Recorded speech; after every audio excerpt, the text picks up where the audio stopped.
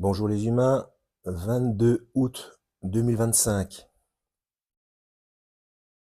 Bienvenue si vous êtes nouveau sur la chaîne. Ne vous fiez surtout pas à une seule vidéo. Allez voir mes playlists, je traite de tout un tas de sujets très différents. Alors, je vais mettre une vidéo en description concernant le salut. Vous avez vu le titre. Donc, une fois sauvé, toujours sauvé. Dans cette vidéo, qui dure 1 h 15, je vous demanderai de faire attention parce qu'il y a un souci dans cette vidéo. Et comme d'habitude, si vous connaissez ma chaîne, allez voir ma playlist. Enfin, pour ceux qui ne connaissent pas ma chaîne, allez voir ma playlist Perversion des codes de Dieu. Il y a à nouveau un souci de langage parce que, malheureusement, d'ailleurs, Arkenoia en a déjà parlé aussi, euh, il y a un abus de langage concernant le terme gnose. Et donc, on est obligé, pour faire comprendre certaines choses, euh, de préciser ce mot. Parce que quand on parle de gnose, on pense à l'hérésie, à la forme hérétique. Alors que la gnose, euh, en fait, j'en ai déjà parlé dans d'autres vidéos. Là où moi, j'ai lu l'explication de l'arrivée de, de la pollution de la compréhension du mot, je crois que j'ai lu ça dans, dans un prologue, il y a tout un tas de textes explicatifs dans la version de la Chouraki que j'ai. C'est au moment de l'église primitive. En fait, il y a déjà eu un premier schisme dont Paul parlait, que l'esprit de l'Antichrist était déjà là. Hein. Et donc, il y avait une partie qui prônait notamment le sauvetage, donc le salut par le baptême de l'eau, alors que les autres savaient très bien que c'était la nouvelle naissance qui sauvait, c'est-à-dire le baptême, l'immersion de l'Esprit Saint, la nouvelle naissance. D'où le fait que c'est l'évangile de Jean qui est le plus gnostique. Hein. On peut vous asperger d'autant qu'on veut si vous ne recevez pas l'esprit. Allez voir ma playlist le baptême. Hein. Le baptême de l'eau peut servir d'élément déclenchant. Le problème n'est pas là. Mais si c'est l'eau, si c'est l'immersion totale dans l'eau qui sauve et non pas 3 petites gouttes ou qui peuvent servir d'élément déclenchant aussi, mais certainement pas un bébé. D'où le schisme. Donc ces fameux gens, ces fameux gens. Je parle pas du prénom. Hein, ces fameuses personnes qui prônaient le baptême de l'eau et prônaient aussi le baptême des bébés pour que les gens soient sauvés depuis leur plus jeune âge, ce qui est une aberration, puisqu'il faut décider de soi-même, il faut être baptisé de l'Esprit Saint. Donc ce sont ces personnes-là qui prônaient le baptême avec l'eau et le baptême des bébés, qui accusaient les premiers de gnostiques. Vous voyez? Parce que gnose, je crois que c'est 49 fois que gnosis en grec est écrit dans la Bible. Euh, donc ça a été galvaudé, ça a été pris comme un terme négatif envers les gens qui appuyaient sur le fait spirituel, sur la deuxième naissance, sur le fait de recevoir l'Esprit Saint. Alors que ceux qui prônaient le baptême de l'eau, ce sont eux qui, au bout d'un certain temps, ont commencé à faire des liturgies, des cérémonies, des choses, et à terme, pour finir, la Kabbale. Hein.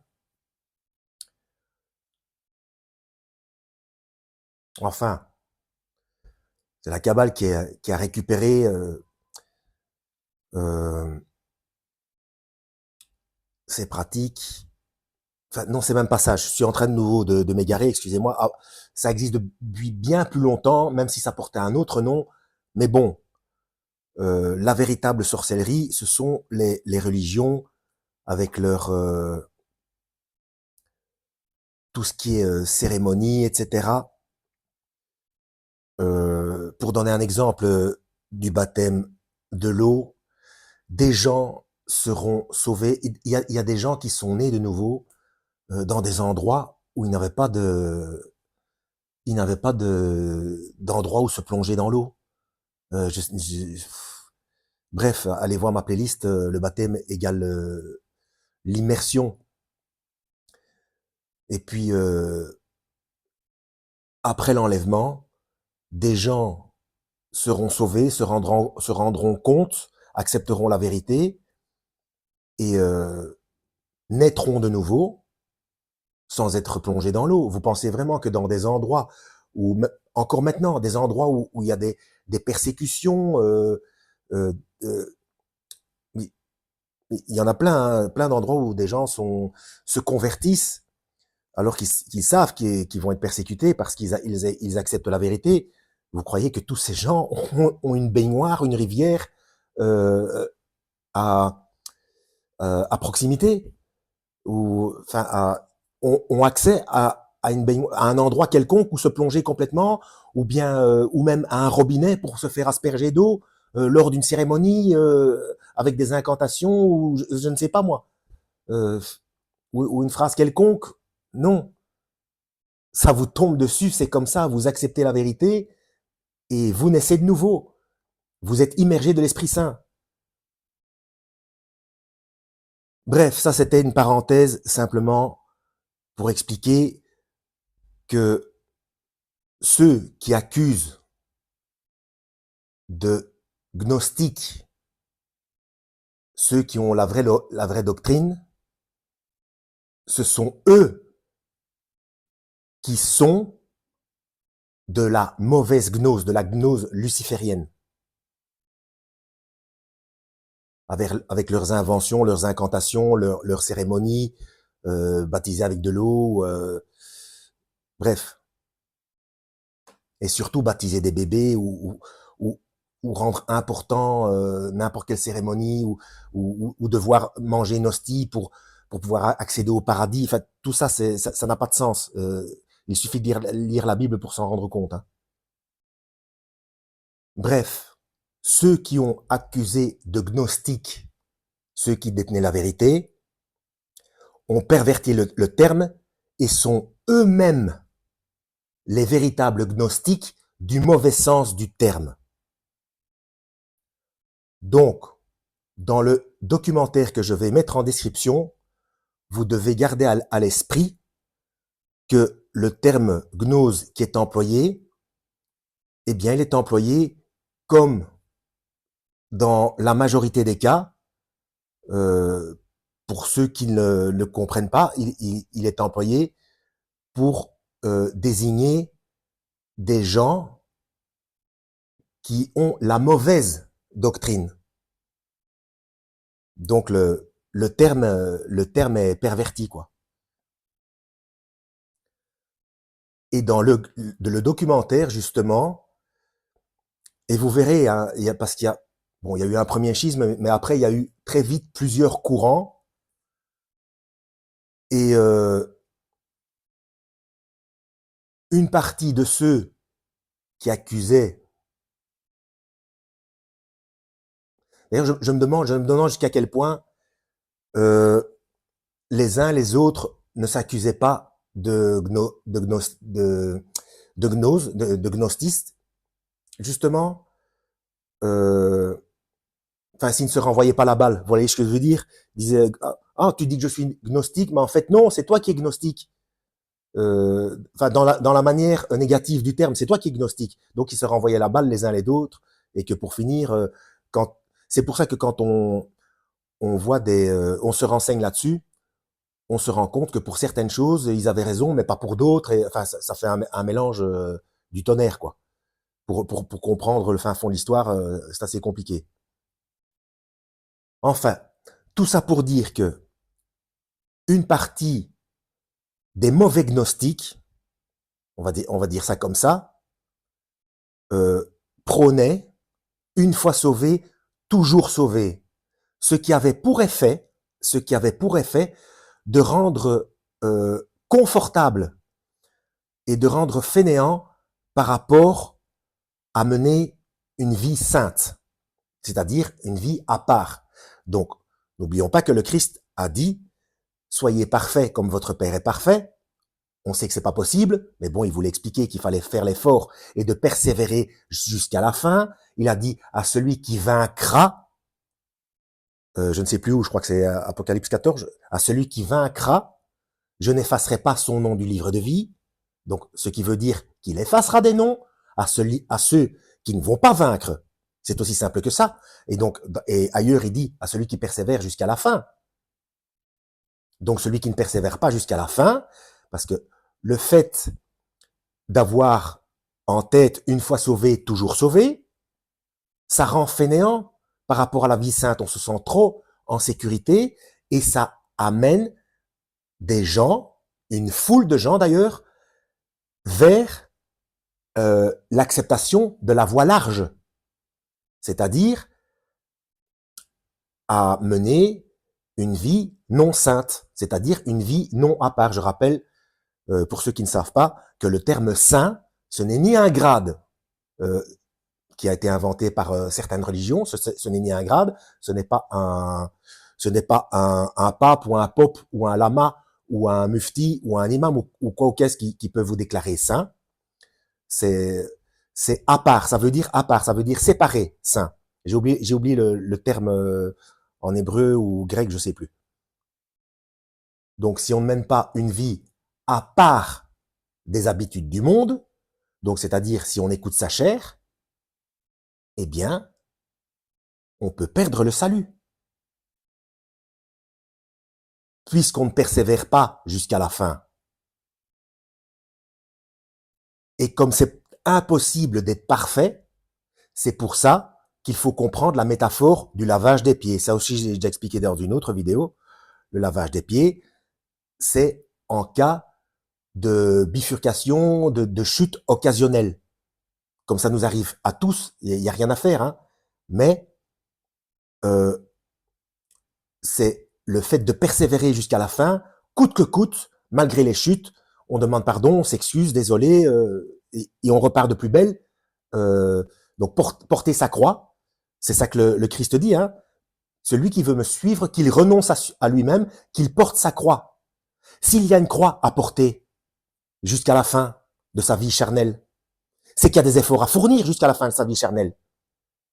Et quand on cesse de fournir les efforts, eh bien, on ne mène plus une vie à part, puisque le fait de vivre une vie à part, c'est-à-dire une vie sainte, c'est justement de lutter et de recommencer à lutter malgré des chutes, de persévérer jusqu'à la fin. Alors oui, si vous êtes né de nouveau, c'est que votre nom a été écrit depuis la fondation du monde, mais le Christ a dit à celui qui vaincra, je n'effacerai pas son nom du livre de vie. Donc votre nom est écrit si vous êtes né de nouveau, mais votre nom peut être effacé si vous cessez de vous battre. Voilà, ça fait déjà 13 minutes passées, mais j'estime que ce prologue était nécessaire avant cette vidéo. Et je commence à avoir des problèmes, donc je vais vous citer le titre. C'est sur la chaîne Vérité Biblique TV. S'il te plaît, tu veux bien laisser ça en visuel, merci. Alors, c'est la doctrine numéro 07. Origine de la doctrine, entre guillemets, une fois sauvé pour toujours. Et ça dure 1h14 et 50 secondes. Voilà, comme ça, je vous l'ai dit, si jamais je ne parviens pas à la mettre en description. Et je pense que ça permet... Donc, soyez prudents en regardant cette vidéo, mais ça permettra d'éclaircir pas mal de choses sur les différents courants religieux, parce que là, je suis en train de voir, ils sont en train de montrer ça sous la forme d'un arbre avec tout un tas de branches, avec les noms de tous les courants religieux chrétiens, hein. Donc, vous voyez, au plus il y a de courants, au plus il y a à chaque nouvelle manière de penser, il y a des schismes qui se qui se sont créés, etc. Hein. Mais à chaque fois, il y a un souci. Hein. C'est pour ça que je vous ai dit, c'est comme l'histoire de la Terre plate ou la Terre ronde ou d'autres détails. Ce que moi j'appelle des détails techniques. Hein. Le plus important, c'est le salut. À partir du moment où on est d'accord sur ce qu'il y a à faire pour sauver son âme, c'est bon. Si on a d'autres avis sur certaines choses, Dieu expliquera ça à la fin, c'est pas bien grave, qu'est-ce qu'on s'en fout. Moi, je vous ai déjà dit, en réalité, on vit dans une coquille d'escargot retournée et qu'en en fait, le ciel est vert. Et si vous ne voyez pas que le ciel est vert, c'est que vous avez l'âme perdue. Euh, bon, bref, j'exagère là, hein, mais franchement, ça fonctionne, on est en vie. Bref, la forme, etc., c'est aucune espèce d'importance.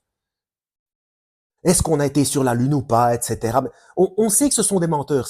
C'est peut-être vrai, c'est peut-être faux. Le plus important, c'est que les choses se déroulent selon les prophéties bibliques. C'est ça qui est le plus important et qu'il faut suivre les instructions du Christ pour avoir l'âme sauvée. Donc persévérer jusqu'à la fin.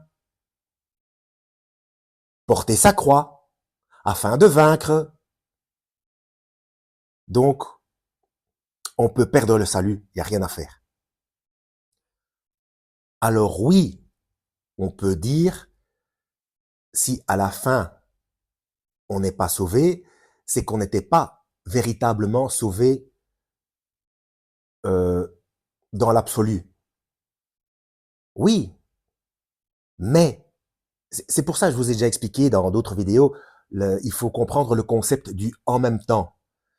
Une fois qu'on est né de nouveau, on est sauvé, mais le fait de perdre le salut, ce n'est pas d'ailleurs, à mon avis, dans la plupart des cas, ce n'est pas le fait de cesser de croire.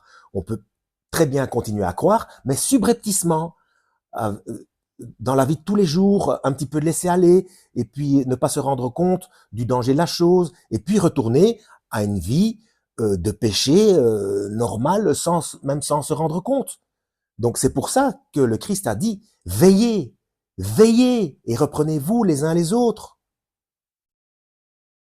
Comme j'ai déjà dit, hein, pour répondre à Caïn, oui, nous sommes les gardiens de nos frères et sœurs. Et pour ceux qui ont besoin d'une explication plus tangible concernant le concept du en même temps, imaginez-vous, informez-vous concernant le fonctionnement d'un ordinateur quantique. Un ordinateur normal, il fonctionne de manière analogique, c'est-à-dire que le circuit, le système binaire informatique, c'est soit 1, soit 0, donc c'est soit ouvert, soit fermé. L'ordinateur quantique, c'est ouvert et fermé en même temps. Et c'est ça qui permet d'optimiser l'accélération des calculs. Donc, il calcule beaucoup plus vite qu'un ordinateur analogique. Alors, comment est-ce que l'ordinateur quantique choisit à un instant T et de manière aussi rapide s'il va décider ouvert ou fermé là, je peux pas vous dire. C'est d'ailleurs quelqu'un qui vous dit, qui comprend le système quantique, qui comprend la physique quantique naturellement, même les plus grands savants, hein, s'il dit qu'il comprend ça de manière totale et sans problème, c'est obligatoirement un menteur. Et vous pouvez aller vérifier ce que je viens de dire sur Internet, ou si vous lisez beaucoup, vous êtes probablement tombé sur ces informations. Si vous êtes féru de textes de vulgarisation de textes scientifiques, hein. Celui qui comprend ça complètement, c'est un menteur. Et pour en revenir au terme gnose, eh bien gnose, ça veut dire connaissance. Donc forcément, il y a la bonne connaissance et la mauvaise connaissance. Hein. La connaissance pour faire des choses négatives, hein. C'est normal, il y a toujours le contraire de quelque chose.